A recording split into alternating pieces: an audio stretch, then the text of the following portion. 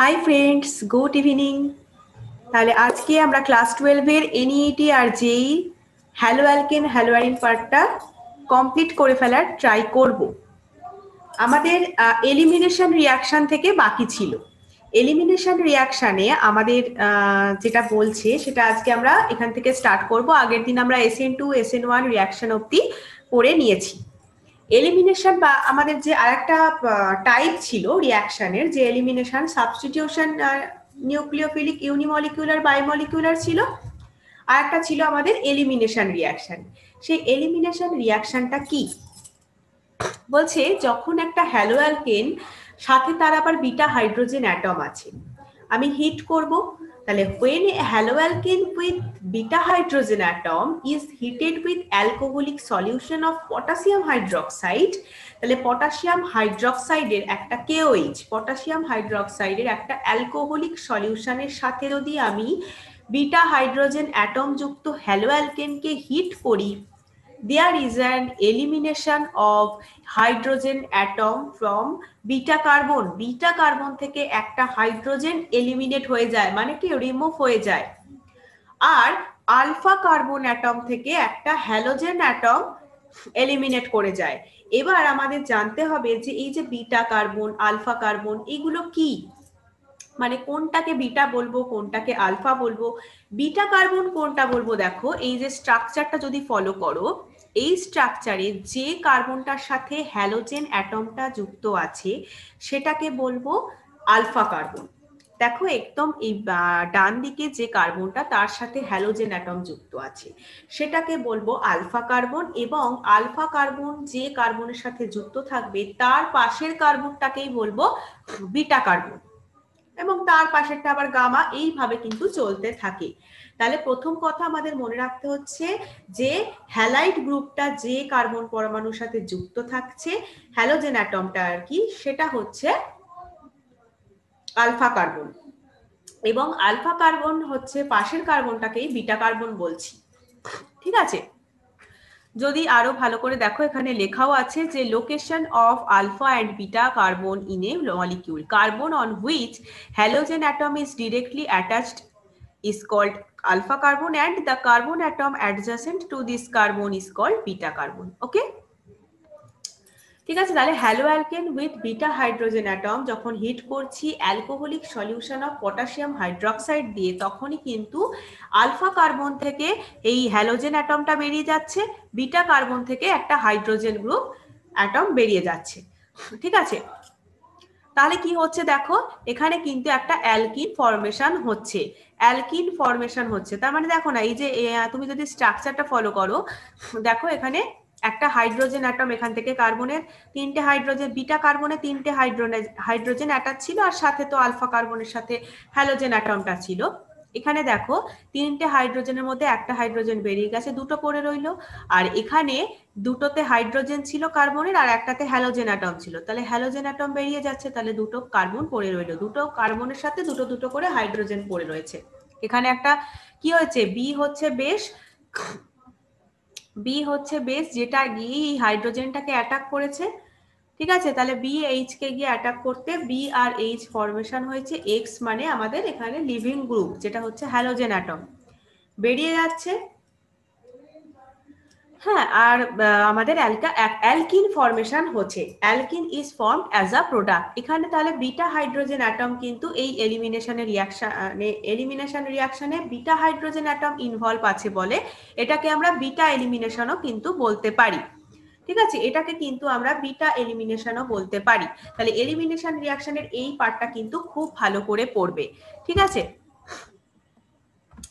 এবার দেখো কি বলছে না, বলছে if there is possibility of formation of more than one alkene due to availability of more than one beta hydrogen atom, usually one alkene is formed as the major product. কি বলছে, বলছে যদি ধরো আমাদের আগেরটাই কি বললাম যে একটা বিটা হাইড্রোজেন অ্যাটম আছে, কিন্তু যদি ধরো অনেকগুলো more than one beta hydrogen অ্যাটমের অ্যাভেলেবল আছে, তাহলে কিন্তু আমাদের অনেক more than one alkene formation হতে পারে, পসিবিলিটি থাকতেই পারে।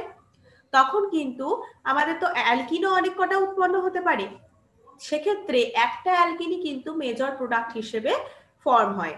One alkene is formed as the major product. একটার ক্ষেত্রে তো কোনো ব্যাপার না, কিন্তু যখন মোর দ্যান বিটা হাইড্রোজেন আছে, বিটা হাইড্রোজেন অ্যাটম আছে, তাহলে মোর than one alkyne formation possible আছে। সেই কারণে সেক্ষেত্রে ইউজুয়ালি ওয়ান অ্যালকিনই কিন্তু মেজর প্রোডাক্ট হিসেবে ফর্মড হয়। This form part of A pattern first observe করলেন কে? না, এই যে প্যাটার্নটা এটা ফার্স্ট অবজার্ভ করেছিলেন রুশিয়ান কেমিস্ট আলেকজান্ডার জেডসেভ বা সেডজেভও বলতে পারো, দুটো ভাবে উচ্চারণ করা যায়, যিনি 1875-এ 75 খ্রিস্টাব্দে উনি ফর্মুলা একটা দিলেন, একটা রুল উনি বললেন যে which can be summarized as in dehydrogenation reaction the preferred product is that alkene which has the greater number of alkyl group attached to the doubly bonded carbon atom। মানে বলছে উনি একটা মানে এরকম ভাবে তো বিচার করব কি করে যে কোনটা মেজর কোনটা মাইনর। যদি অনেকগুলো বিটা হাইড্রোজেন অ্যাটম থাকে একটা যৌগেতে, কম্পাউন্ডের মধ্যে একটা বিটা হাইড্রোজেন অ্যাটম যদি মোর দ্যান ওয়ান থাকে তখন তো মোর দ্যান ওয়ান অ্যালকিন ফরমেশন হবে। সেক্ষেত্রে আমি কোনটা মেজর কোনটা মাইনর কি করে বুঝবো? সেই জন্য আলেকজান্ডার জেডসেভ 1875 খ্রিস্টাব্দে একটা রুল ফর্মুলেটেড করলেন, সেটাকে বললেন ডিহাইড্রোজেন হ্যালোজেনেশন রিয়াকশন, যেটাতে প্রেফার্ড প্রোডাক্ট হবে অ্যালকিন, যেটাতে greater number of alkyl group attach থাকবে ডাবলি বন্ডেড কার্বন অ্যাটমের সাথে। তার মানে ডবল বন্ডেড কার্বন অ্যাটমের সাথে মানে অনেকগুলো অ্যালকিল গ্রুপ যুক্ত থাকলে সেটাকে আমরা মেজর প্রোডাক্ট হিসেবে প্রেফার করব। ঠিক আছে, এইটা উনি রুল দিলেন। Das 2-bromopentane gives pent2-ene as the major product। এ দেখো একটা এক্সাম্পল ওয়াইজ দিয়েছে। ফর এক্সাম্পল 2-bromopentane কি হয়েছে এখানে, দেখো pent2-ene দিয়েছে, pent1-ene দিয়েছে, কিন্তু pent2-ene দেখো কার্বনের সাথে যে ডবল বন্ডের সাথে আমাদের অনেকগুলো অ্যালকিল গ্রুপ যুক্ত আছে। ডাবলি বন্ডেড কার্বন অ্যাটমের সাথে কিন্তু অ্যালকিল গ্রুপ গ্রেটার নাম্বারে যুক্ত আছে। সেক্ষেত্রে pent1-ene দেখো একদমই সেটা নয়, সিঙ্গেল বন্ড আছে। দেখো এখানে সিঙ্গেল বন্ড আছে, তাই এখানে pent2-ene হচ্ছে 81% মানে মেজর প্রোডাক্ট, আর pent1-ene হচ্ছে মাইনর প্রোডাক্ট। ঠিক আছে, এইভাবে আলেকজান্ডার জেডসেভ এইভাবে কিন্তু বিচার করতে বললেন।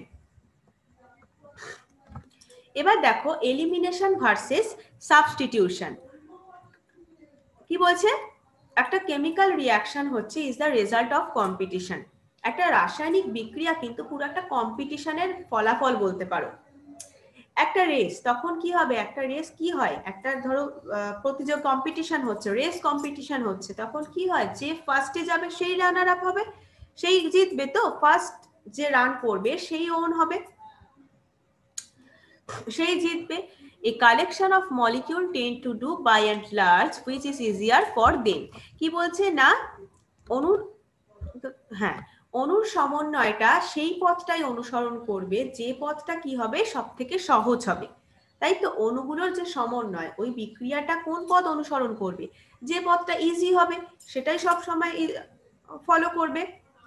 An alkyl halide with beta hydrogen atom যখন রিঅ্যাক্ট করছে বেস অথবা নিউক্লিওফাইলের সাথে, তখন টু কম্পিটিং রুটস আছে, একটা সাবস্টিটিউশন একটা এলিমিনেশন। সাবস্টিটিউশনটা আমাদের কমপ্লিট হয়ে গেছিল, এলিমিনেশনটা আমরা আজকে পড়লাম।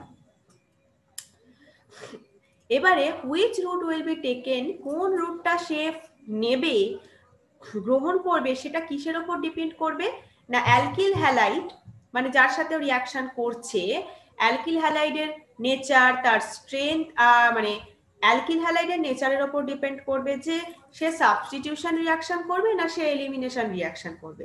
এছাড়াও বেস অথবা নিউক্লিওফাইল যেটার সাথে রিঅ্যাকশনটা হবে তার স্ট্রেংথ কত, তার সাইজ কিরকম, বা রিঅ্যাকশনটার কন্ডিশনটা কিরকম, এই সব কিছুর উপর ডিপেন্ড করে কিন্তু একটা রুট সিলেক্ট হয়। রুট বলতে সাবস্টিটিউশন রিঅ্যাকশন হবে না এলিমিনেশন রিঅ্যাকশন হবে, সেই রুটটা কিন্তু এইভাবে সিলেক্ট হয়। Thus, a bulkier nucleophile will prefer to act as a base। তখন কিন্তু নিউক্লিওফাইলটা কিন্তু একটা ক্ষারক হিসেবে কাজ করে। বাল্কিয়া মানে একটা মানে বৃহৎ আকৃতির নিউক্লিওফাইল একটা বেস হিসেবে কাজ করে, abstract a proton rather than approach to tetravalent carbon atom and vice versa. Steric রিজনের কারণে কি হয় না, টেট্রাভ্যালেন্ট কার্বন অ্যাটমের দিকে অগ্রসর না হয়ে প্রোটনকে আকর্ষণ করে। ঠিক আছে, বাল্কিয়ার যে নিউক্লিওফাইলটা ওটা তো বেস হিসেবে কাজ করে, আর সে কি করে টেট্রাভ্যালেন্ট যে কার্বন অ্যাটম, টেট্রাভ্যালেন্ট বলতে যোজ্যতা 4 আর কি, চতুস্তলক যেটাকে বলতে পারো, সেই কার্বনের দিকে ওরা যায় না গিয়ে প্রোটনের দিকে আকর্ষণ করছে। Similarly primary alkyl halide prefer করছে SN2 রিঅ্যাকশন, আমরা পড়েছি না, প্রাইমারি অ্যালকিল হ্যালাইড কিন্তু SN2 রিঅ্যাকশন প্রেফার করে, কিন্তু সেকেন্ডারি হ্যালাইড বা tertiary halide SN2 or elimination. Primary alkyl halide prefer করে SN2 reaction, secondary halide SN2 অথবা এলিমিনেশন, ডিপেন্ডিং মানে সেকেন্ডারি হ্যালাইড কিন্তু SN2 রিঅ্যাকশন এর উপর ডিপেন্ড করতে পারে অথবা এলিমিনেশনের হতে পারে, সেটা ডিপেন্ড করছে বেস অথবা নিউক্লিওফাইল। তাহলে সেকেন্ডারি হ্যালাইড কিন্তু SN2 রিঅ্যাকশন হতে পারে অথবা এলিমিনেশন হতে পারে, সেটা কিন্তু নিউক্লিওফাইলের স্ট্রেংথের উপর বা বেসের স্ট্রেংথের উপর ডিপেন্ড করছে। আর টারশিয়ারি হ্যালাইডের ক্ষেত্রে কি বলেছিলাম আমরা, SN1 রিঅ্যাকশনে পড়েছিলাম যে টারশিয়ারি হ্যালাইডের ক্ষেত্রে SN1 রিঅ্যাকশন হবে অথবা এলিমিনেশন হতে পারে, কিন্তু সেটা ডিপেন্ড করছে কার্বোক্যাটায়নের স্টেবিলিটির উপর অথবা মানে মোর সাবস্টিটিউটেড যে অ্যালকিন আছে সেগুলোর স্টেবিলিটির উপর এটা ডিপেন্ড করে যে টারশিয়ারি হ্যালাইডের SN1 রিঅ্যাকশন হবে নাকি এলিমিনেশন রিঅ্যাকশন হবে। ঠিক আছে, তাহলে এলিমিনেশন ভার্সেস সাবস্টিটিউশনে আমরা এটাই বুঝতে পারলাম যে এটা কিন্তু নিউক্লিওফাইল বা বেসের স্ট্রেংথ, সাইজ, কার্বোক্যাটায়নের স্টেবিলিটি এইগুলোর ওপর কিন্তু ডিপেন্ড করে। অ্যালকিল হ্যালাইডের এবার কোন রূপটা ফলো করবে সেটা আবার কি না, অ্যালকিল হ্যালাইডের নেচারের উপরও ডিপেন্ড করে, রিঅ্যাকশন কন্ডিশনের উপর ডিপেন্ড করে। এই পয়েন্টস গুলো কিন্তু ভালো করে মাইন্ডে নিয়ে নাও। এখানে জাস্ট এলিমিনেশন ভার্সেস সাবস্টিটিউশনটা রিঅ্যাকশন প্রসেসটা দেখিয়েছে, যেটা আমরা সাবস্টিটিউশন আর এলিমিনেশন করতে করতে অলরেডি পড়ে নিয়েছি। রিঅ্যাকশন গুলো এক্সাম্পল ওয়াইজ আমরা অলরেডি পড়ে ফেলেছি। নেক্সট চলো যে রিঅ্যাকশন উইথ মেটালস, মেটালের সাথে কিভাবে রিঅ্যাকশন করে। বলছে most organic chloride, bromide, iodide এরা কিন্তু সার্টেন মেটালের সাথে রিঅ্যাক্ট করে, সার্টেন মেটালের সাথে এরা রিঅ্যাক্ট করে to give compounds containing carbon metal bonds, এমন একটা কম্পাউন্ড দেয় যাতে কিন্তু কার্বন মেটালের বন্ড রয়েছে। মেটাল লাইক ধরো ম্যাগনেসিয়াম ধরে নিচ্ছি, এখানে কিন্তু ম্যাগনেসিয়ামকেই ধরা হয়েছে। সরি, মোস্ট অর্গানিক ধরো এই যে chloride, ethyl bromide, ethyl chloride, methyl chloride, হ্যাঁ এই যে আয়োডাইড, এগুলো কি হচ্ছে না সার্টেন মেটালস, কিছু মেটাল রয়েছে, আমি এক্সাম্পল থ্রু এখানে ম্যাগনেসিয়ামই ধরছি, ম্যাগনেসিয়ামের সাথে কি করছে রিঅ্যাক্ট করছে, রিঅ্যাক্ট করে দেখো CH3CH2 MgBr, তুমি এইটাতে দেখো এক্সাম্পলটাতে দেখো রিঅ্যাকশনটাতে CH3CH2 মাঝখানে কিন্তু ওই মেটালটা ঢুকে গেছে, দেখো MgBr উৎপন্ন করেছে। ঠিক আছে, এই কম্পাউন্ড গুলোকে অর্গানোমেটালিক কম্পাউন্ড বলে, কারণ এগুলো অর্গানিক হ্যালাইডস তার সাথে মেটাল যুক্ত হচ্ছে, তাই এর নাম হচ্ছে অর্গানোমেটালিক কম্পাউন্ড। কি বললাম, অর্গানোমেটালিক কম্পাউন্ডস। ওকে, বলছে an important class of organometallic compound discovered by Victor Grignard.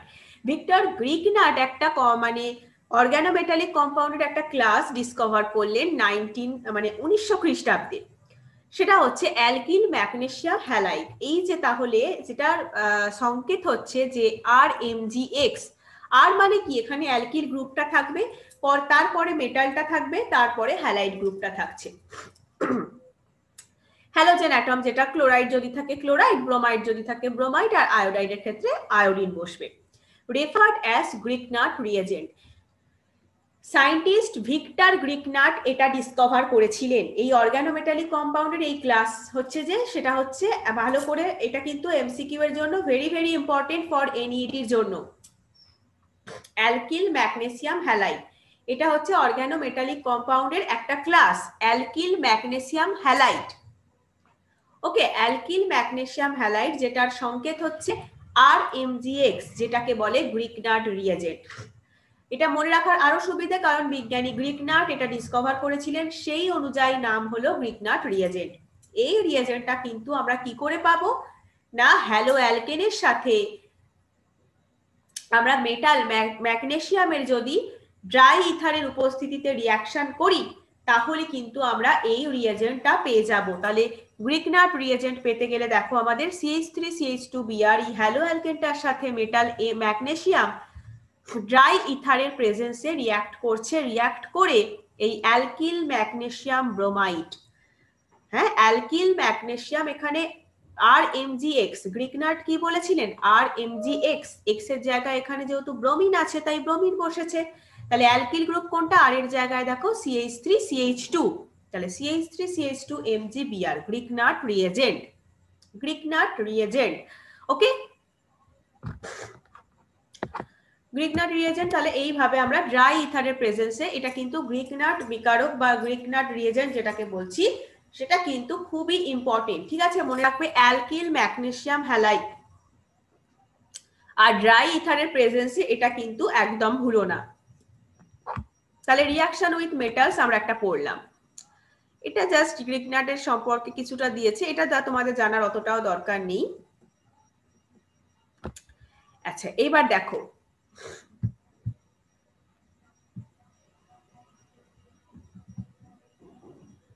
হ্যাঁ, in Grignard reagent the carbon magnesium bond is covalent but highly polar হয়, কার্বনের সাথে ম্যাগনেসিয়ামের যে বন্ডটা তৈরি হয় সেটা কিন্তু কোভ্যালেন্ট, কোভ্যালেন্ট বাংলাতে যেটাকে বলে সমযোজী, কেমিক্যাল বন্ডিং এ পড়বে দেখবে, বোর্ড লেভেলে অলরেডি হয়তো তোমরা পড়েওছো যে সমযোজী তড়িৎযোজী, সেটাই বলছে যে কার্বনের সাথে ম্যাগনেসিয়ামের বন্ডটা কিন্তু কোভ্যালেন্ট হয় কিন্তু হাইলি পোলার হয়, এরা কিন্তু খুবই ধ্রুবীয় হয়, with carbon pulling electron from electropositive magnesium.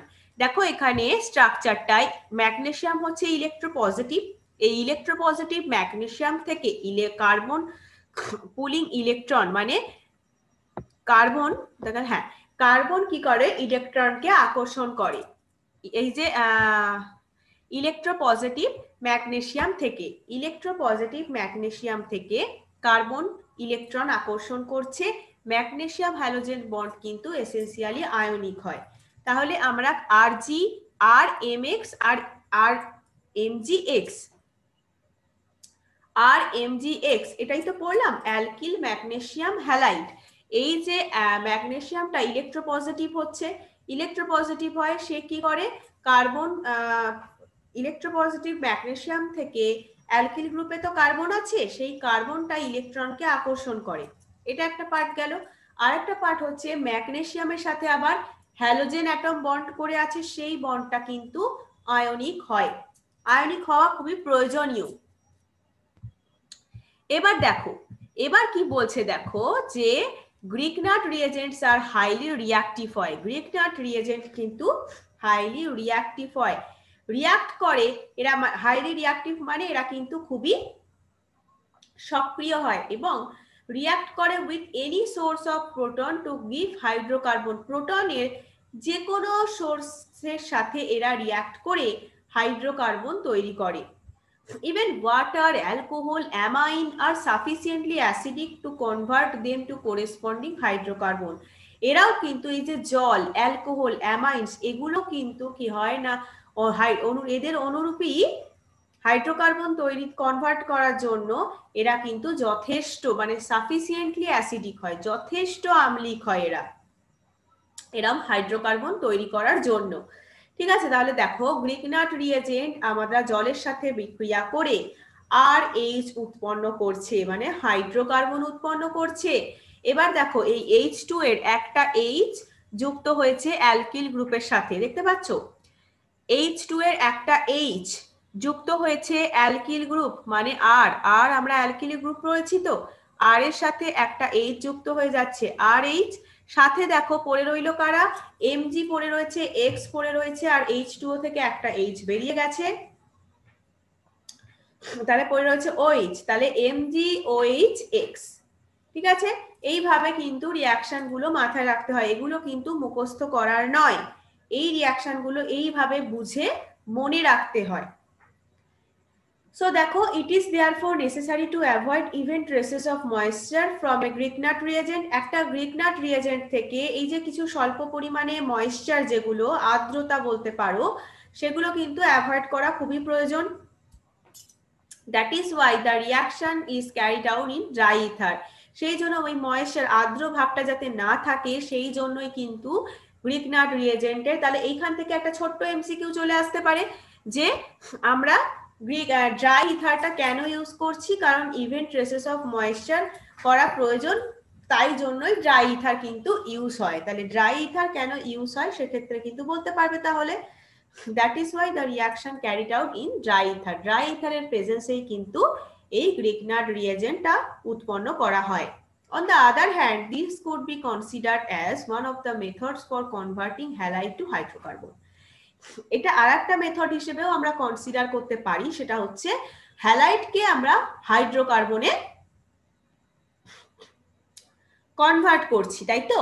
Halide রয়েছে অ্যালকিল ম্যাগনেসিয়াম হ্যালাইড, সেটাকে আমরা হাইড্রোকার্বনে কনভার্ট করছি, সেইটার মেথড হিসেবেও এটাকে আমরা কনসিডার করতে পারছি। ওকে, এবার দেখো উর্জ রিয়াকশন বা ভার্জ বলতে পারো। উর্জ বা ভার্জ রিয়াকশন, এটা ক্লাস 11এও পড়বে তোমরা, তার আগে এখানেও পড়ে নাও। অ্যালকিল হ্যালাইড কি করে না, সোডিয়ামের সাথে রিয়াক্ট করে সেই সেম ড্রাই ইথারের প্রেজেন্সে, ড্রাই ইথারের প্রেজেন্সে রিয়াক্ট করে। এবার দেখো, এরকম দেখো এমসিকিউ দিতে পারে যে রিয়াকশনটা তোমাকে দিয়ে দিয়েছে, এখানে যে রিয়াকশনটা দিয়েছে সেটাই তোমাকে তুলে দিয়েছে, বা তোমাকে এক্স এর জায়গায় Cl দিয়ে দিয়েছে, বা আর এর জায়গায় CH3 দিয়ে দিয়েছে। ঠিক আছে, তোমাকে CH3Cl দিয়ে দিয়েছে, মানে এক্স এর জায়গায় হ্যালোজেন অ্যাটমটাই বসিয়ে দিয়েছে, এরকম ভাবে রিয়াকশনটা দিয়ে দিয়ে এবার লিখতে পারে যে এই রিয়াকশনটা, বা এই যে অ্যারো দিয়ে আছে না এখানে ওপরে, কিন্তু তোমাকে লিখে দিতে পারে ড্রাই ইথার। ঠিক আছে, যে ড্রাই ইথারের প্রেজেন্সে যেহেতু হয় তাই লিখে দিতেই পারে। সেক্ষেত্রে তোমাকে দিয়ে দেবে এবার এই রিয়াকশনটাকে কি বলে, বলে চারটে রিয়াকশনের নাম দিয়ে দিল। এইভাবে ধরো উর্জ রিয়াকশন বলে দিল, তারপরে ফ্রিডেল ক্রাফট বলে দিল সালফোনেশন, হ্যালোজেনেশন, অনেক রিয়াকশন আছে, অনেক রিয়াকশনের নাম আছে। তাহলে এই রিয়াকশনের নাম চারটে দিয়ে দিয়ে বললো কোনটা হবে। তাহলে এইভাবে তোমাদের তাহলে রিয়াকশন গুলো মাথায় রাখতে হচ্ছে, যে তোমরা কিন্তু রিয়াকশনটা মনে রাখছো না, তোমরা মনে রাখছো যে অ্যালকিল হ্যালাইড সোডিয়ামের সাথে ড্রাই ইথারের প্রেজেন্সে হাইড্রোকার্বন দিচ্ছে, যেটা কন্টেন করে থাকবে double the number of carbon atom. হ্যালাইডে কিন্তু মানে টু গিভ হাইড্রোকার্বন যেটা containing the double the number of carbon atom present in the halide. ঠিক আছে, এটাকেই বলছে উর্জ রিয়াকশন, এইটা তোমরা মনে রাখছো। তাহলে আর হচ্ছে অ্যালকিল গ্রুপ, সাথে হ্যালাইড আছে, সেটা কিন্তু double the number of carbon atom. ঠিক আছে, কার্বন অ্যাটম কিন্তু ডাবল হতে হবে, একটা কার্বন থাকলে হবে না, double the number of carbon atom, carbon atom সবসময় ডাবল থাকতে হবে হ্যালাইডে। ঠিক আছে,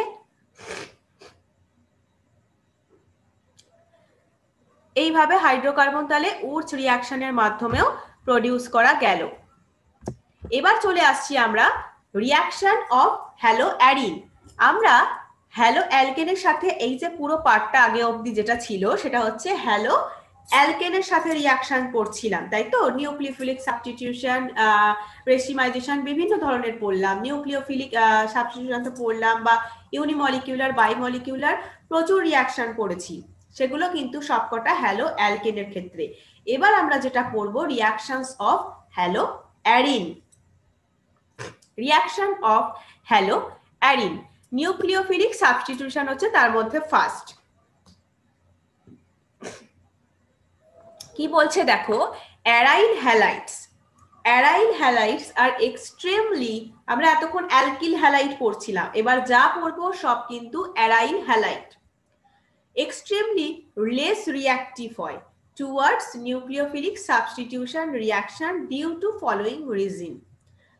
নিউক্লিওফিলিক সাবস্টিটিউশন রিঅ্যাকশনে অ্যারাইল হ্যালাইড কিন্তু এক্সট্রিমলি লেস রিঅ্যাক্টিভ হয়, মানে খুবই খুবই কম সক্রিয় হয়। এই যে ব্যাপারগুলো কিন্তু তোমরা মানে আমি বলবো যে ভালো করে একটা নোটস তৈরি করো। অনেকেই করেছো, পাঠাচ্ছ আমাকে, খুব ভালো করছো তারা, বলবো মানে এইভাবেই পড়ো কিন্তু একদম নোটস, এই যে ছোট ছোট পয়েন্টস গুলো বলছি মানে ক্লাসটা ফলো করো, ক্লাসটা কিন্তু অবশ্যই ফলো করো। ক্লাস না করে শুধু পিডিএফ করব, শুধু অ্যাসাইনমেন্ট করব এইরকম বললে কিন্তু চলবে না। এরকম করলে অ্যাসাইনমেন্টে যদি কোনোভাবে আমাদের মিস্টেকও থেকে থাকে, একটা প্রিন্টিং মিস্টেক থেকে থাকে, তাহলে কিন্তু সেই ভুল অ্যান্সারটাই তোমরা করছো, তোমরা পিডিএফ পড়ছো না। হ্যাঁ, তাই বলছি পিডিএফটা তো পড়বে অবশ্যই, কিন্তু ক্লাসটা দেখতে দেখতে পড়ো পিডিএফটা, ঠিক আছে? ক্লাসটা দেখতে দেখতে পড়লে তোমাদের মাথায় আরো ভালো করে ঢুকে যাবে জিনিসটা। আচ্ছা, এবার দেখো বলছে যে কিছু কারণ আছে যার জন্য নিউক্লিওফিলিক সাবস্টিটিউশন রিঅ্যাকশনে অ্যারাইল হ্যালাইড গুলো খুবই কম সক্রিয় হয়, এক্সট্রিমলি লেস রিঅ্যাক্টিভ হয়। তার মধ্যে ফার্স্ট ইম্পর্টেন্ট রিজন হচ্ছে রেজোনেন্স এফেক্ট। রেজোনেন্স এফেক্ট তোমরা কেমিক্যাল বন্ডিং চ্যাপ্টারে বোর্ড লেভেলে আশা করছি পড়ে ফেলেছো। আমি তো বোর্ডের ক্লাসে পড়াবো, এখনো পড়ানো হয়নি, আর 11-এর ক্লাসেও কেমিক্যাল বন্ডিং স্টার্ট হবে, সেটাও এখনো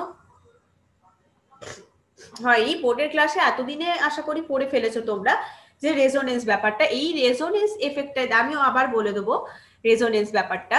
দেখো হ্যালোয়ারিনে কি হয়, electron pair on halogen atom, electron pairs on halogen atom are in conjugation with pi electron of the ring and the following resonating structures are possible.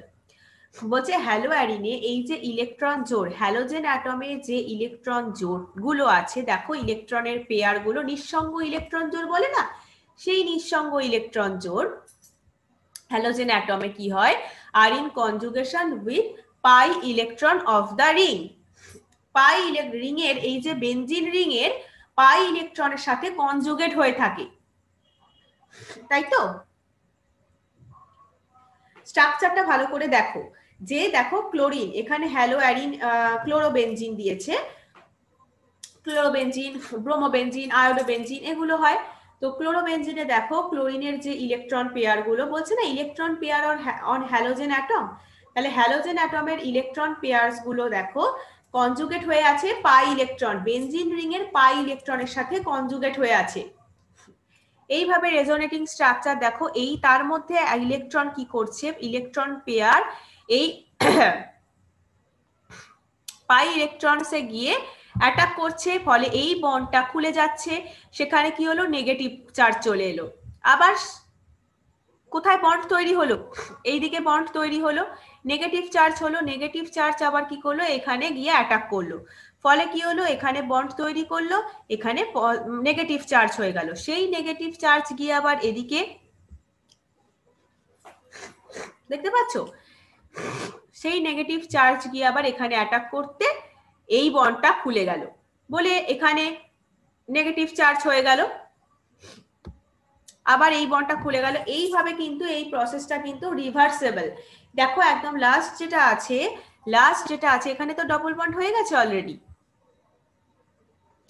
Last যে স্ট্রাকচারটা আছে দেখো, সেটা থেকে আবার কিন্তু ফার্স্ট স্ট্রাকচারটায় ফিরে আসা যায়, তার মানে এই রেজোনেন্স প্রসেসটা কিন্তু রিভার্সেবল, ঠিক আছে? জাস্ট কি হচ্ছে, ইলেকট্রন পেয়ারটা যখন ওখানে গিয়ে অ্যাটাক করছে ওই বন্ধনটা, তখন এখানে ডবল বন্ড হয়ে যাচ্ছে, ওখান থেকে বন্ডটা খুলে যাচ্ছে, খুলে গিয়ে নেগেটিভ চার্জ হয়ে যাচ্ছে, সেই নেগেটিভ চার্জ গিয়ে আবার পরের বন্ডটায় অ্যাটাক করতে পরের বন্ডটা খুলে যাচ্ছে, বলে সেখানে আবার নেগেটিভ চার্জ হয়ে যাচ্ছে। এইভাবে দেখো পরপর প্রসেসটা চলতে থাকছে। যেহেতু এখান থেকে এক ইলেকট্রন পেয়ার চলে গেছে, তাই জন্য এই বাকি ক্লোরিনের ওপর দেখো পজিটিভ চার্জ। ওকে, এইভাবে কিন্তু রেজোনেন্সটা গঠিত হয়। এই রেজোনেন্স এফেক্টের জন্য কিন্তু বলছে aryl halide extremely less reactive হয়, মানে এখনো কমপ্লিট হয়নি। দেখো বলছে কার্বনের সাথে এই যে ক্লোরিনের বন্ডটা acquire a partial double bond character due to resonance. রেজোনেন্সের ফলে দেখো কার্বনের সাথে ক্লোরিনের ডাবল বন্ড হয়েছে। স্ট্রাকচারটা নিশ্চয়ই তোমরা দেখতে পাচ্ছ, যে কার্বনের সাথে ক্লোরিনের একটা পার্সিয়াল ডাবল বন্ড ক্যারেক্টার তৈরি হয়েছে রেজোনেন্সের ফলে। এর ফলে বন্ড ক্লিভেজ ইন হ্যালোয়ারিন ডিফিকাল্ট হয়ে পড়ে। কার্বনের সাথে ক্লোরিনের দ্বিবন্ধন তৈরি হয়েছে, এর ফলে কি হচ্ছে, বন্ডটাকে ব্রেক করা হ্যালোয়ারিনের ক্ষেত্রে ডিফিকাল্ট হয়ে পড়ে হ্যালো অ্যালকেনের তুলনায়। সেই কারণেই they are less reactive towards nucleophilic substitution reaction. Bond ক্লিভেজটা ডিফিকাল্ট, তাই জন্যই কিন্তু লেস রিঅ্যাক্টিভ হয় এরা। এছাড়া difference in hybridization of carbon atom in carbon halogen bond. আর কি দেখো, এই যে কার্বনের সাথে ক্লোরিনের বন্ডটা, হ্যালো অ্যালকেনের ক্ষেত্রে কি হয়, কার্বন অ্যাটম অ্যাটাচ হয়ে থাকে হ্যালোজেনের সাথে sp3 হাইব্রিডাইজড হিসেবে, sp3 সংকরায়ন হিসেবে, কিন্তু হ্যালো অ্যারিনে কিন্তু sp2 হাইব্রিডাইজড।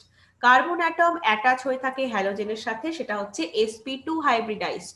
এই ডিফারেন্সের জন্য কিন্তু দেখো, এটা হচ্ছে হ্যালো অ্যালকেন, হ্যালো অ্যালকেনে এখানে কার্বনের সাথে হ্যালোজেন অ্যাটমের বন্ডটা এখানে sp3 হাইব্রিড কার্বন এটা। সেক্ষেত্রে হ্যালো অ্যারিনের ক্ষেত্রে দেখো, এই যে কার্বনের সাথে হ্যালোজেন অ্যাটম যুক্ত হয়ে আছে, এটা sp2 হাইব্রিড কার্বন। এই যে একটা ডিফারেন্স sp2 এর কারণেই কিন্তু কেন হয় সেটা আবার এক্ষুনি আমরা বলবো। সেটা হচ্ছে দেখো, হ্যাঁ, the sp2 hybridized carbon with a greater s character, sp2 hybridized কার্বনের কিন্তু একটা s ক্যারেক্টার রয়েছে, যেটা হচ্ছে more electronegative and can hold the electron pair of carbon halogen bond more tightly than sp3 carbon hybridized carbon in haloalkane with less s character। কি বলছে আবার বলছি শোনো, বলছে এস ক্যারেক্টার, এস ক্যারেক্টারটা হচ্ছে এখানে contribution of sigma type bond, একটা sigma type bond in a hybridization. হ্যাঁ, এই যে বলছে না sp2 হাইব্রিডাইজড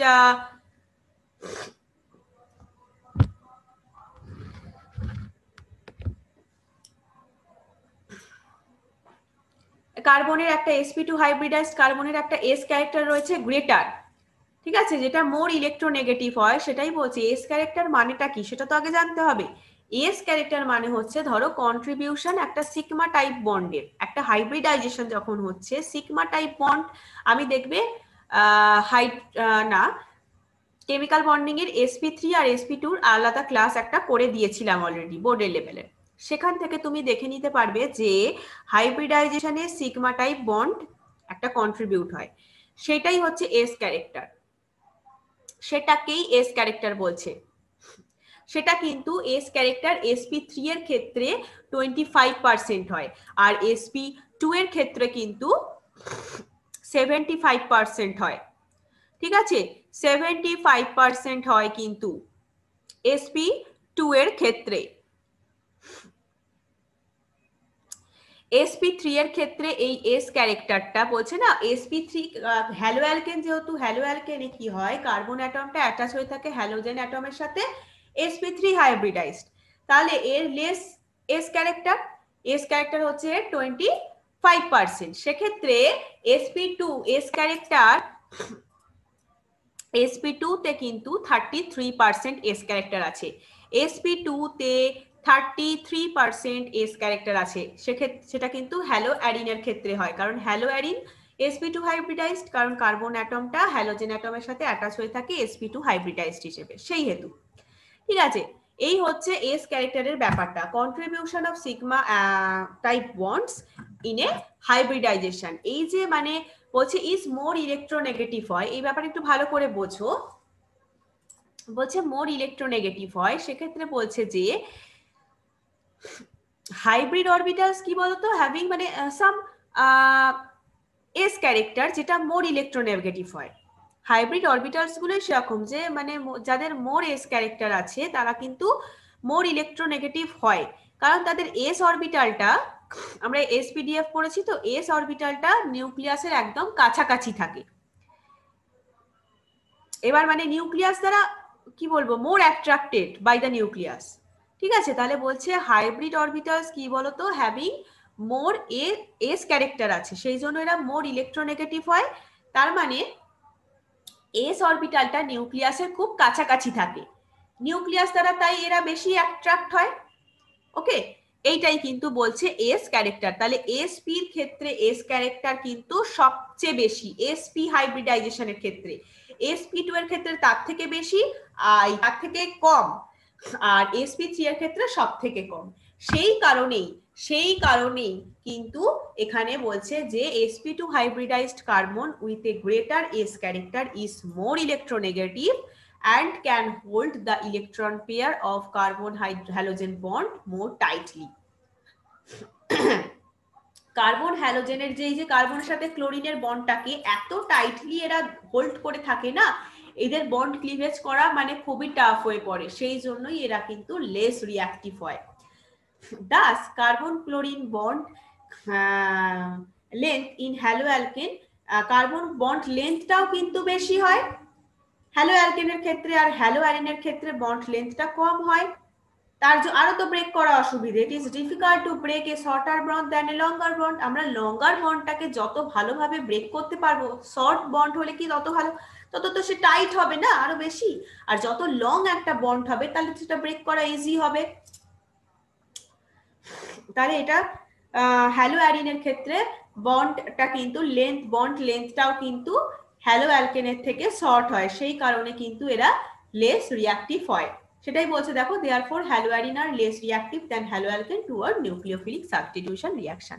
তাহলে আমরা তুমি নিশ্চয়ই এই sp2 sp3 এর ব্যাপারটা বুঝতে পেরেছো, আশা করি বুঝতে পেরেছো, না পারলে অবশ্যই বলবে। আচ্ছা, instability of phenyl cation, phenyl ক্যাটায়নের ইনস্টেবিলিটির কারণেও কিন্তু লেস রিঅ্যাক্টিভ হয় এরা নিউক্লিওফিলিক সাবস্টিটিউশন রিঅ্যাকশনে। কেন বলছি? In case of haloarene phenyl cation form হয় as a result of self ionization, will not be stabilized by resonance।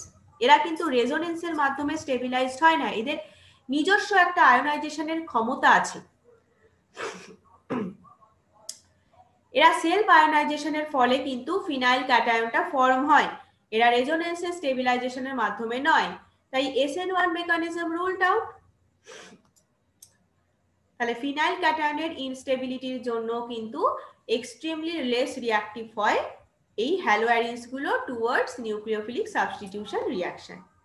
এছাড়া because of the possible repulsion, মানে একটা পসিবল রিপালশন বলতে যেটাকে বলছি সম্ভাব্য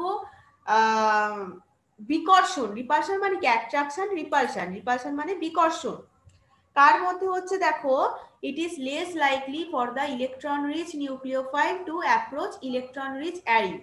ইলেকট্রন রিচ মানে অধিক ইলেকট্রন যুক্ত নিউক্লিওফাইল কিন্তু অধিক ইলেকট্রন যুক্ত অ্যারিনের কাছে যাওয়ার সম্ভাবনাটা কমে যায়, বিকর্ষণ হচ্ছে তো। তাই অধিক নিউক্লিওফাইল যারা আছে, ইলেকট্রন আছে আর কি, ইলেকট্রন রিচ নিউক্লিওফাইল,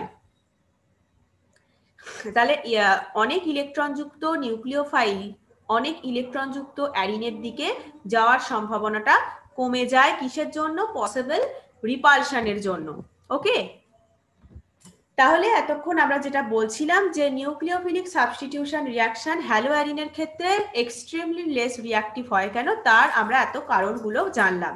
এবার দেখো, এই যে আমরা হ্যালো অ্যারিনকে হাইড্রক্সিল গ্রুপ দ্বারা কি করে রিপ্লেস করব সেটা একটু দেখে নিই। Chlorobenzene can be convert, chlorobenzene এটা একটা হ্যালো অ্যারিন, যেটা কি হবে কনভার্ট করা যাবে ফেনলে by heating in aqueous sodium hydroxide solution at a temperature of 623 Kelvin and a pressure of 300 atmosphere। এগুলো কিন্তু দেখো ভেরি ইন্টারেস্টিং একটা রিঅ্যাকশন। ক্লোরোবেনজিনকে যদি আমি অ্যাকুয়াস NaOH দিই, সাথে 623 কেলভিন টেম্পারেচার দেব, 300 atm চাপ দেব, এর কি হবে না, সেটা ফেনল হয়ে যাবে। মানে ক্লোরিন ছিল জাস্ট ওখানে ওএইচ গ্রুপ বসে গেল, তার নাম হচ্ছে ফেনল। ওএইচ একটা হাইড্রক্সিল গ্রুপ, হাইড্রক্সিল গ্রুপ দ্বারা কি হলো, ওই ক্লোরোবেনজিনটা রিপ্লেসমেন্ট হলো, ক্লোরিনের জায়গায় হাইড্রক্সিল গ্রুপ বসে গেল, ক্লোরোবেনজিন কনভার্ট হয়ে গেল ফেনলে। তাহলে হিট দেব, তাতে সোডিয়াম হাইড্রক্সাইড সলিউশন দেবো, aqueous sodium hydroxide solution, temperature দেবো, চাপ দেবো, কত কত দিচ্ছি এগুলো কিন্তু তোমাদের মাথায় রাখতে হবে, ঠিক আছে? এগুলো থেকে কিন্তু খুব ভালো এমসিকিউ কোয়েশ্চেন আসে, মানে ভেরি ভেরি ইম্পর্টেন্ট ফর এনইটির জন্য কিন্তু।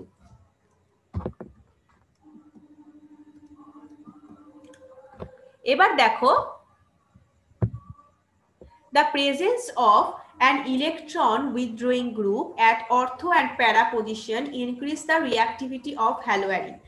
বলছে যদি NO2 group electron withdrawing group, এটা ইলেকট্রন উইথড্রয়িং গ্রুপ NO2 যদি অর্থ আর এই হ্যালোয়ারিন ক্লোরোবেনজিন ছিল এর প্যারা আর অর্থ পজিশনে যদি প্রেজেন্ট থাকে তাহলে কিন্তু হ্যালোয়ারিনের রিঅ্যাক্টিভিটিটা আরো ইনক্রিজ করে।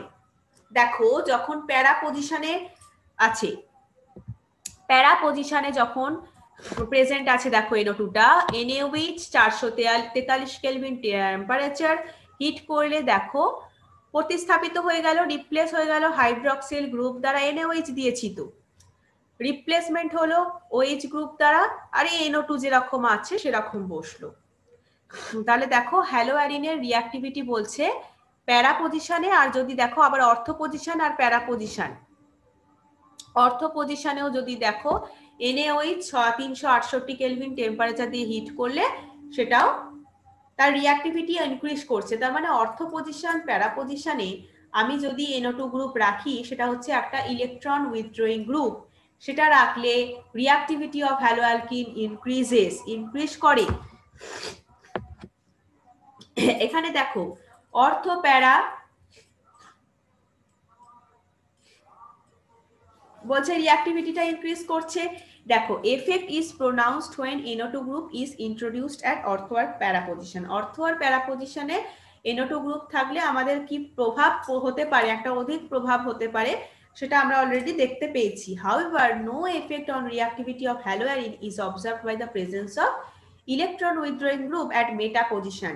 অর্থ আর প্যারা পজিশনে কিন্তু আমরা দেখতে পেলাম, কিন্তু মেটা পজিশনে কিন্তু নেই। এবার তোমাদের মনে হতেই পারে কেন অর্থ প্যারাতে, অর্থ পজিশন আর প্যারা পজিশনে ইলেকট্রন উইথড্রয়িং গ্রুপ NO2 থাকলে সেটা এত এফেক্ট হচ্ছে, রিঅ্যাক্টিভিটি এত ইনক্রিজ করছে, অথচ মেটা পজিশনে থাকলে কেন ইনক্রিজ করছে না সেটাও আমরা পড়বো এক্ষুনি।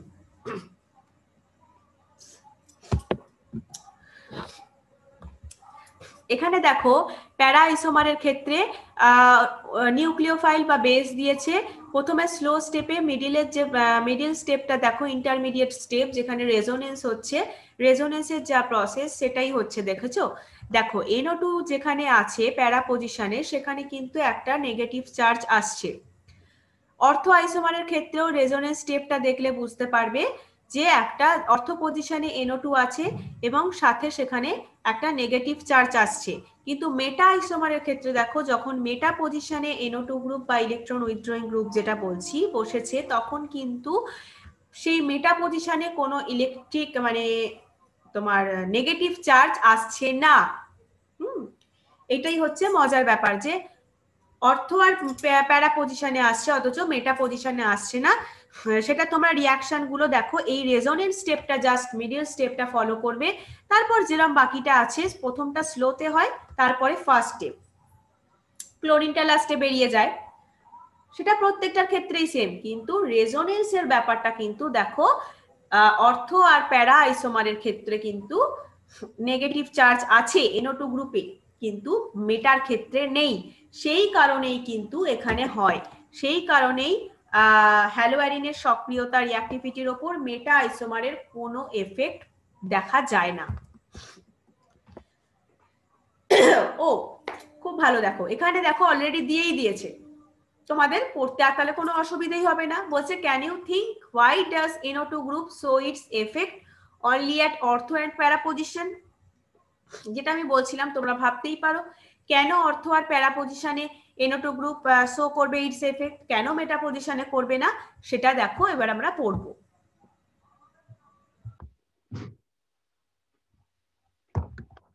বলছে দেখো as shown the presence of nitro group at ortho and para position withdraws the electron density from the benzene ring। Benzene ring থেকে কি করে ইলেকট্রন ডেনসিটি উইথড্র করে নেয় অর্থ আর প্যারা পজিশনে, এন্ড দাস বলছে বেনজিন বলয় থেকে ইলেকট্রন ডেনসিটি মানে কি ঘনত্ব, ইলেকট্রন ঘনত্বটাকে আকর্ষণ করে। না মানে অর্থ আর প্যারা পজিশনে নাইট্রো গ্রুপ প্রেজেন্ট থাকার ফলে সেটা কি করে, বেনজিন রিং থেকে ইলেকট্রন ঘনত্ব আকর্ষণ করে। thus facilitates the attack of nucleophile on haloarine। তাহলে কি বলছে, হ্যালোয়ারিনে কি বলছে, কোথায় গেল রে বাবা, হ্যাঁ, হ্যালোয়ারিনে নিউক্লিওফাইলের আকর্ষণটা মানে অ্যাটাক হওয়াটা আরো বাড়ে, আক্রমণ আরো ভালো করে করতে পারে। নাইট্রো গ্রুপ তাহলে প্রেজেন্স থাকে, অর্থ আর প্যারা গ্রুপে যদি প্রেজেন্স থাকার ফলে বেনজিন রিং থেকে ইলেকট্রন ঘনত্বটা আকর্ষণ করে, তাই তো, বেনজিন রিং থেকে ইলেকট্রন ঘনত্ব আকর্ষণ করে, ফলে কি হয়, হ্যালোয়ারিনের নিউক্লিওফাইলকে আক্রমণের হারটাও বেড়ে যায়। Carbanion thus form is stabilized through resonance। Carbanion form হয় রেজোনেন্সের মাধ্যমে, যেটা স্টেবিলাইজড এর জন্য। তাহলে carbanion thus formed is stabilized through resonance। Negative charge appeared at ortho and para position with respect to the halogen substituent। Negative halogen সাবস্টিটিউয়েন্টের সাপেক্ষে কিন্তু অর্থ আর প্যারা পজিশনে নেগেটিভ চার্জ অ্যাপিয়ার হয়। দেখবে রেজোনেন্সের মাধ্যমে তো কার্বোঅ্যানায়ন গুলো স্টেবিলিটি পাচ্ছে।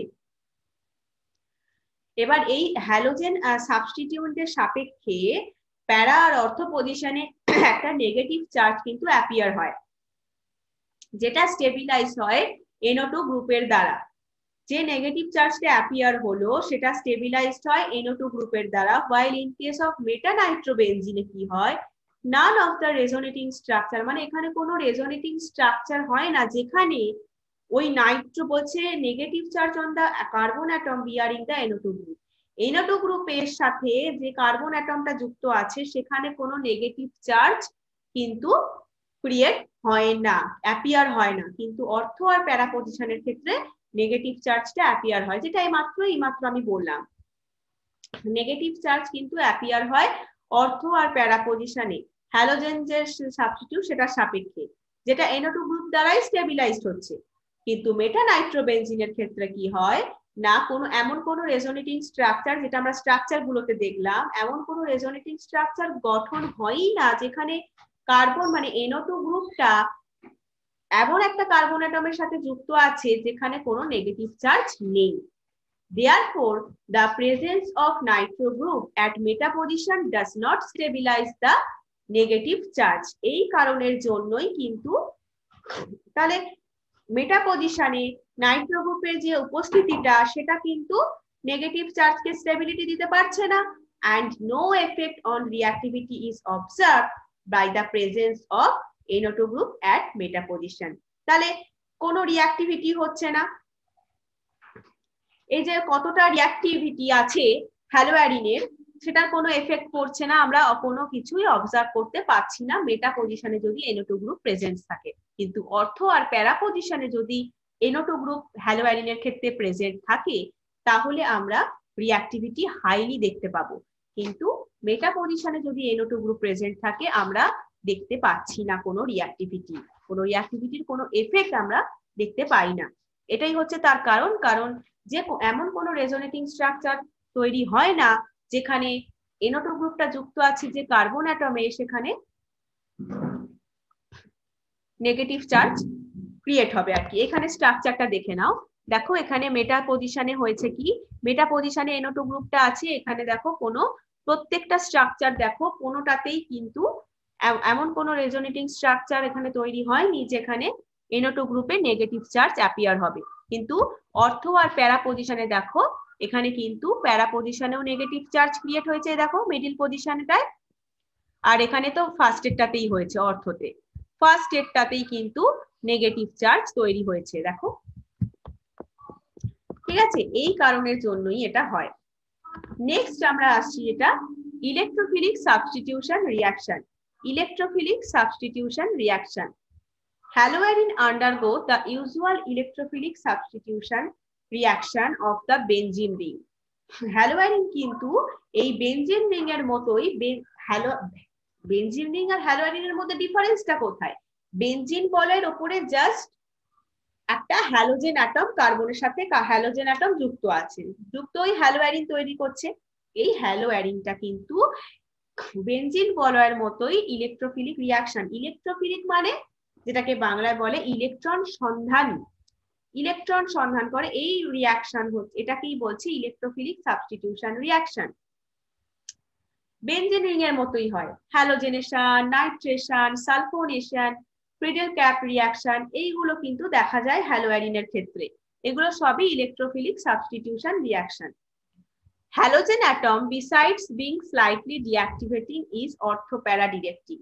Halogen atom কিন্তু কি হয় না, হ্যালোজেন অ্যাটম কিন্তু কিছুটা ডিঅ্যাক্টিভেটিং মানে স্লাইটলি ডিঅ্যাক্টিভেটিং, কিছুটা নিষ্ক্রিয় প্রকৃতির হওয়া সত্ত্বেও কিন্তু এরা অর্থ আর প্যারা ডিরেক্টিং হয়। এরা নিষ্ক্রিয় হ্যালোজেন অ্যাটম, তাও কিন্তু এরা অর্থ প্যারা নির্দেশক হয়। Therefore, further substitution occurs at ortho and para position. এই সাবস্টিটিউশন কিন্তু অর্থ আর প্যারা পজিশনেই হয় হ্যালোজেন অ্যাটমের রেসপেক্টে। হ্যালোজেন অ্যাটমের রেসপেক্টে হ্যালোজেন অ্যাটম বসেছে, সেই অনুযায়ী তার রেসপেক্টে অর্থ আর প্যারা পজিশন যেটা হবে সেটাতেই কিন্তু সাবস্টিটিউশন রিয়াকশনটা হবে। অর্থ আর প্যারা directing influence of halogen atom can be easily understood. এটা আমরা খুব সহজেই বুঝতে পারবো, এই যে অর্থ প্যারা নির্দেশক যে ব্যাপারটা হ্যালোজেন অ্যাটমের যে প্রভাবটা আমরা খুব ভালো করে বুঝতে পারবো যদি আমরা এই হ্যালো বেনজিনের রেজোনেটিং স্ট্রাকচারটা দেখি। হ্যালো বেনজিন মানে কি, বেনজিনের যে হ্যালোর জায়গায় আমরা কি বলবো ক্লোরিন, ক্লোরো, ব্রোমো, আয়োডো এইসব বসাতে পারি, ক্লোরোবেনজিন, আয়োডোবেনজিন, ব্রোমোবেনজিন এগুলো বসাতে পারি। রেজোনেটিং স্ট্রাকচারটা দেখো, এখানে কি হচ্ছে সেম যেরকম আমি এই মাত্র বললাম যে এখান থেকে যে ইলেকট্রন পেয়ার এখান থেকে গিয়ে ডবল বন্ড হয়ে যাচ্ছে, কার্বন হ্যালোজেন ডট তৈরি হচ্ছে। এখানে যেহেতু ইলেকট্রন পেয়ারটা এখানে ইলেকট্রন যেহেতু ত্যাগ করলো তাই এখানে একটা পজিটিভ চার্জ হচ্ছে কোথায়, হ্যালোজেন অ্যাটমের উপর দেখো, তারপর নেগেটিভ চার্জটা কি এইভাবে দেখো 1 2 3 4। এই যে স্ট্রাকচারটা এইটা কিন্তু খাতায় খুব ভালো করে প্র্যাকটিস করো, খাতায় খুব ভালো করে প্র্যাকটিস করো।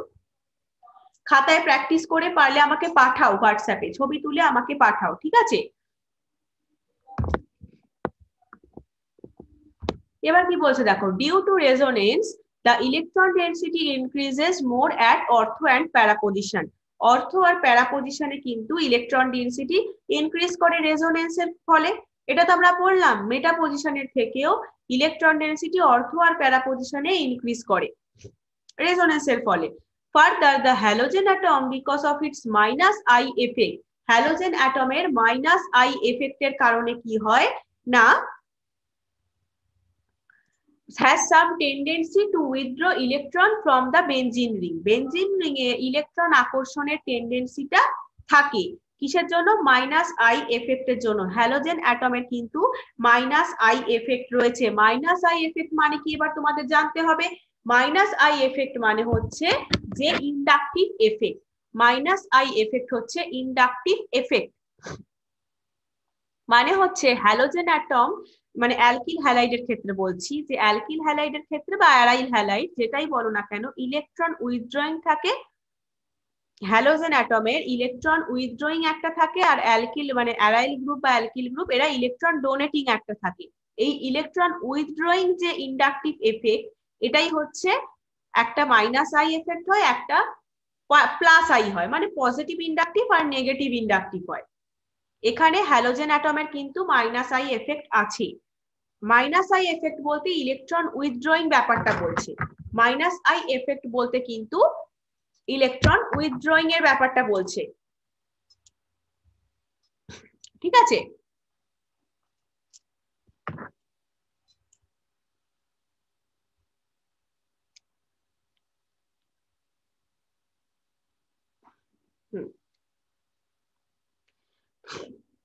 আর যদি প্লাস আই হতো, প্লাস আই এর ক্ষেত্রে কিন্তু মানে ডোনেট ইলেকট্রন, অ্যারাইল গ্রুপ বা অ্যালকিল গ্রুপ কিন্তু টেন্ড টু ডোনেট ইলেকট্রন, আর ইলেকট্রন উইথড্রয়িং হচ্ছে ইন্ডাকটিভ এফেক্ট, এটা কিন্তু মাইনাস আই অথবা প্লাস আই হতে পারে। সেই কারণে কিন্তু বেনজিন রিং থেকে ইলেকট্রন উইথড্রয়ের টেন্ডেন্সি আছে মাইনাস আই এফেক্ট থাকার জন্য। As a result, the ring gets somewhat deactivated as compared to benzene. বেনজিনের থেকে কিন্তু এই বেনজিনের থেকে হ্যালোঅ্যারিন রিং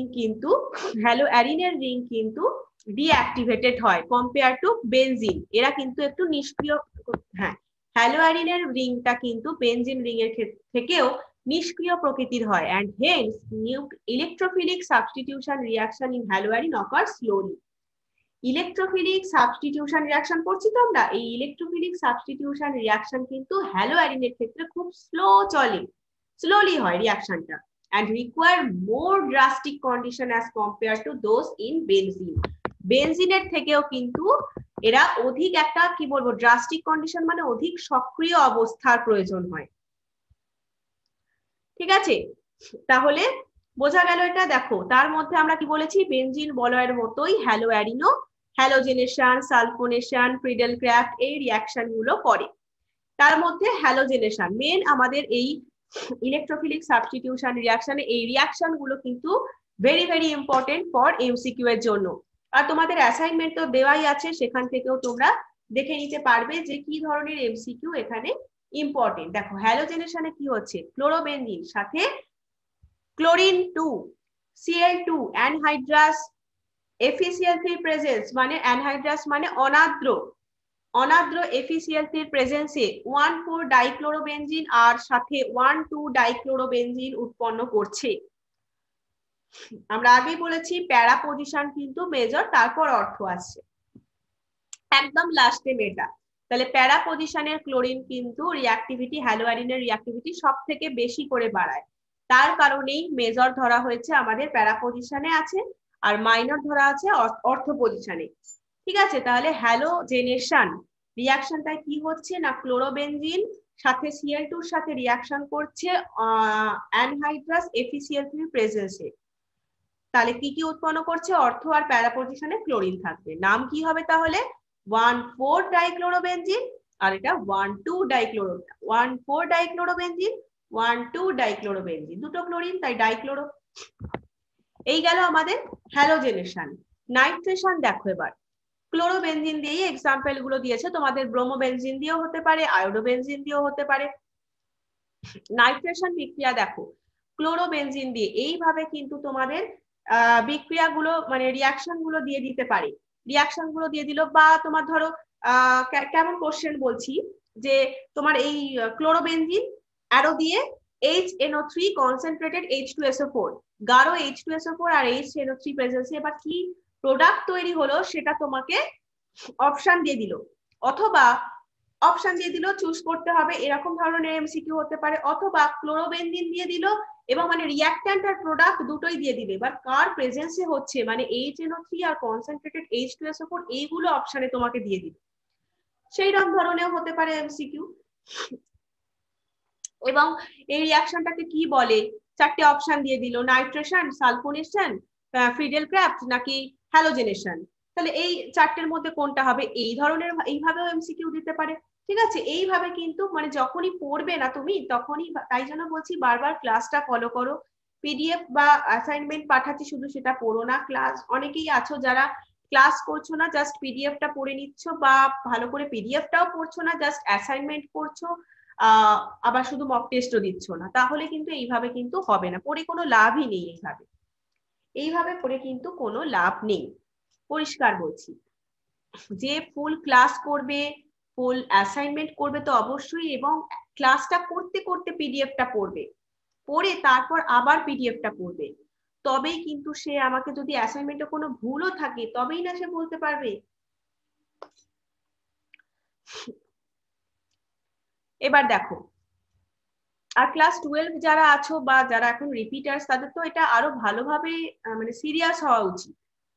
আমরা তোমাদের সিরিয়াসলি পড়াচ্ছি, তোমাদেরও কিন্তু সিরিয়াস ভাবেই সেটাকে নেওয়া উচিত, তোমাদেরও কিন্তু সিরিয়াস ভাবেই পড়া উচিত।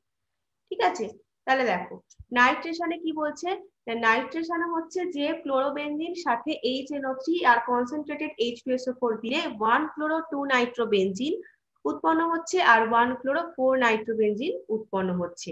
ঠিক আছে, অর্থ পজিশনে আর প্যারা পজিশনে, যেটা প্যারা পজিশনে আছে সেটা মেজর প্রোডাক্ট, অর্থ পজিশনে থাকলে সেটা মাইনর প্রোডাক্ট। সালফোনেশনে সেম ক্লোরোবেনজিনের সাথে কনসেন্ট্রেটেড H2SO4 দিয়ে হিট করা হচ্ছে, হিট দেওয়া হচ্ছে, ফলে 2-ক্লোরোবেনজিন সালফোনিক অ্যাসিড অর্থ পজিশন আর মেটা পজিশন এই প্যারা পজিশনে আছে, প্যারাতে মেজর প্রোডাক্ট আর অর্থ পজিশনে হলে সেটা মাইনর প্রোডাক্ট।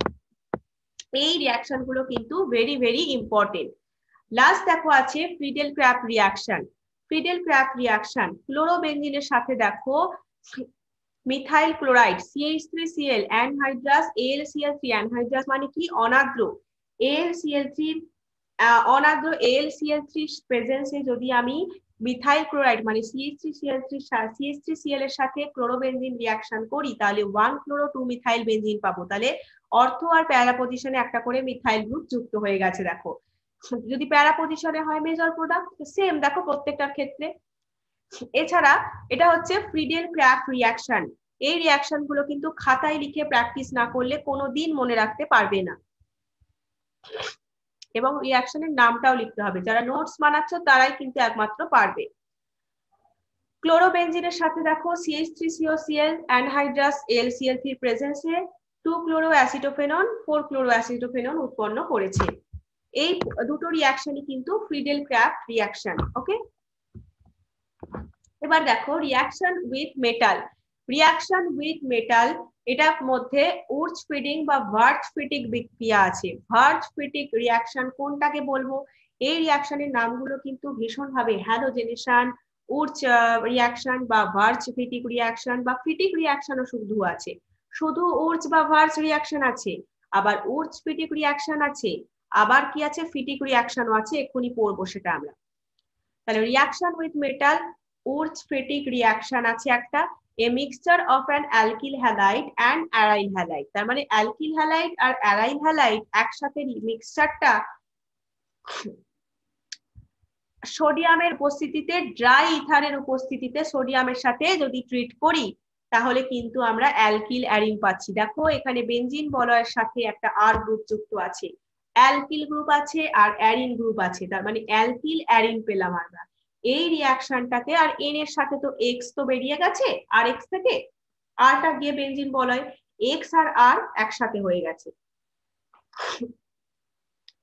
এক্স আর এনএ সোডিয়াম আর এক্স মানে হ্যালোজেন অ্যাটমটা একসাথে হয়ে গিয়ে NaX তৈরি করেছে, সেখানে ক্লোরিন ব্রোমিন আয়োডিন যা খুশি থাকতে পারে, আর বেনজিন বলয়ের মানে অ্যারিন গ্রুপটা অ্যালকিল গ্রুপের সাথে যুক্ত হয়ে গেছে, মানে আর এর সাথে যুক্ত হয়ে অ্যালকিল অ্যারিন তৈরি করেছে। তাহলে এইভাবে মনে রাখতে হবে যে অ্যালকিল হ্যালাইড আর অ্যালকিল অ্যারাইল হ্যালাইডের মিক্সচারটা যখন আমি সোডিয়ামের সাথে ট্রিট করছি ড্রাই ইথারের প্রেজেন্সে তখন অ্যালকিল অ্যারিন উৎপন্ন হচ্ছে। এই বিক্রিয়াটা হচ্ছে, এই রিঅ্যাকশনটাকে হচ্ছে মেটালের সাথে হচ্ছে, সে মেটালটাকে সোডিয়াম, এই রিঅ্যাকশনটাকে ভার্জ ফিটিক রিঅ্যাকশন বলা হয়। এবার যদি শুধু ফিটিক রিঅ্যাকশন হয় দেখো aryl halide also gives analogous compound when treated with sodium in dry ether। আবার সোডিয়াম দিয়েছি, ড্রাই ইথারে দিয়েছি, কিন্তু two aryl group join together. এক্ষেত্রে কি হয় দেখো আমি 2 অণু অ্যারাইল হ্যালাইড দিয়েছি, 2 অণু মেটাল দিয়েছি, সোডিয়াম দিয়েছি ড্রাই ইথারের প্রেজেন্সে, এক্ষেত্রে দেখো কি হচ্ছে ডাইফিনাইল তৈরি হয়েছে, দুটো অ্যারাইল গ্রুপ কিন্তু জয়েন হয়ে গেছে একসাথে, আর NaX যেরকম বাকি পড়ে থাকে পড়ে আছে, তারা প্রোডাক্ট তৈরি হয়েছে। এটা হচ্ছে ফিটিক রিঅ্যাকশন। তাহলে ভার্জ রিঅ্যাকশন বা উর্জ রিঅ্যাকশন আর ভার্জ ফিটিক রিঅ্যাকশন আর ফিটিক রিঅ্যাকশন এগুলো কিন্তু খুব ভালো করে পড়বে। ফ্রিডেল ক্রাফট রিঅ্যাকশন এগুলো থেকে কিন্তু ভীষণ ভাবে কোয়েশ্চেন আসে, তোমাকে রিঅ্যাকশন তুলে দিয়ে যেইভাবে প্রসেসটা বললাম, তোমাকে নয় ড্রাই ইথারটা দিল না, ওটা অপশনে দিয়ে দিল, বা প্রোডাক্টটা তোমাদের অপশন দিয়ে দিল, রিঅ্যাকট্যান্ট আর যার সাথে বিক্রিয়া হচ্ছে সেটা দিয়ে দিল। এইভাবে হতে পারে রিঅ্যাকট্যান্ট প্রোডাক্ট দিয়ে দিয়েছে, কার সাথে রিঅ্যাকশন হচ্ছে সেটা দেয়নি, এরকম ভাবে হতে পারে, বা রিঅ্যাকশনটার নাম কি সেটা হতে পারে। এইভাবে বিভিন্ন ভাবে কিন্তু কোয়েশ্চেন আসতে পারে। তাহলে ফিটিক হচ্ছে কি না অ্যারাইল হ্যালাইড কি করছে না যখন সোডিয়ামের সাথে ট্রিট করছি ড্রাই ইথারের প্রেজেন্সে তখন দুটো অ্যারাইল গ্রুপ যুক্ত হয়ে যাচ্ছে, ডাইফিনাইল তৈরি করছে, এটাকে ফিটিক রিঅ্যাকশন বলে। আচ্ছা পলিহ্যালোজেন কম্পাউন্ডস, পলিহ্যালোজেন কম্পাউন্ডসটা তোমাদের আমি একটা এক্সট্রা ক্লাস নেব, সেটা হচ্ছে তোমাদের হবে তোমাদের এক্সট্রা ক্লাসটা নেব হচ্ছে কালকে, কালকে মানে হচ্ছে সানডে, কালকে সানডেতে নিচ্ছি কালকে ক্লাসটা তারা বলছি কটা থেকে, হ্যাঁ 8টা থেকে, 8টা থেকে 8 PM থেকে, 8 PM থেকে কালকে তারিখ হচ্ছে আমাদের এই 28 ফেব্রুয়ারি, ফেব্রুয়ারি লাস্ট ডে।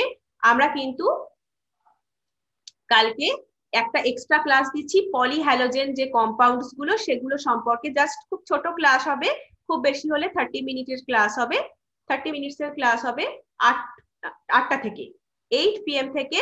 তাহলে টুমরো ক্লাস থাকছে তোমাদের এক্সট্রা ক্লাস। তাহলে পলিহ্যালোজেন মানে পলিহ্যালোজেন কম্পাউন্ডটা আমি কমপ্লিট করে দিই, এই চ্যাপ্টারটা কমপ্লিট করে একদম নেক্সট উইকে স্যাটারডেতে তোমাদের নিউ চ্যাপ্টার স্টার্ট করব, ঠিক আছে?